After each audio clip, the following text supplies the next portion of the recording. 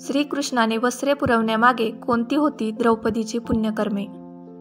महाभारताच्या द्यूत क्रीडेच्या वेळी सम्राट युधिष्ठिराने द्रौपदीला द्यूतमध्ये पणाला लावले. त्या द्यूतामध्ये दुर्योधनाने आपल्या शकुनी मामाच्या सहाय्याने विजय मिळवला होता.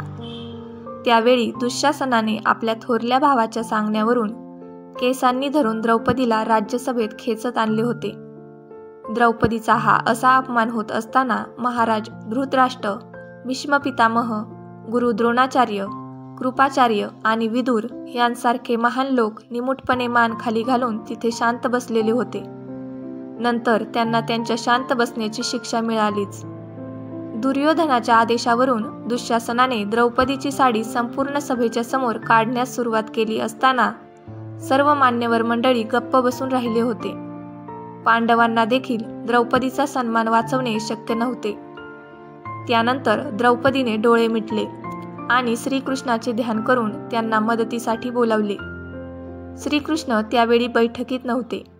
द्रौपदी म्हणाली, हे गोविंद, आज श्रद्धा आणि अविश्वास यांच्यामध्ये युद्ध आहे.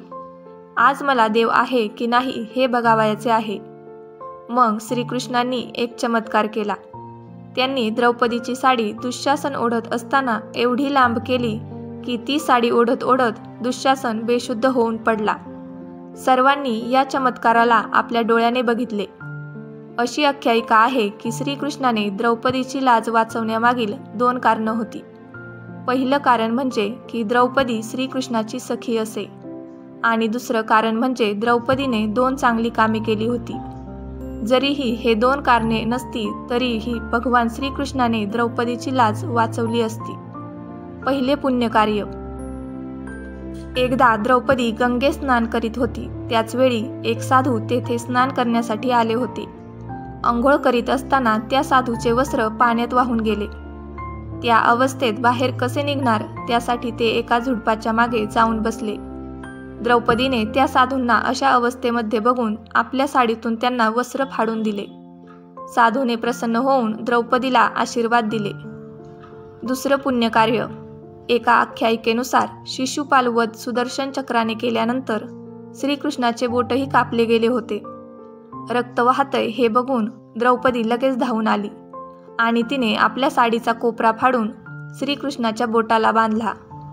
असे केल्याचे बघून श्रीकृष्ण द्रौपदीला आशीर्वाद देऊन म्हणाले की मी आपल्या या साडीची किंमत नक्कीच देईन. या चांगल्या कर्मांमुळे श्रीकृष्णाने द्रौपदीची साडी व्याजासकट परत केली आणि द्रौपदीची लाज वाचवली. असे होते श्रीकृष्ण. अशाच नवनवीन कथा ऐकण्यासाठी मराठी नॉलेज यूट्यूब चॅनलला लाईक करा, शेअर करा आणि सबस्क्राईब करा.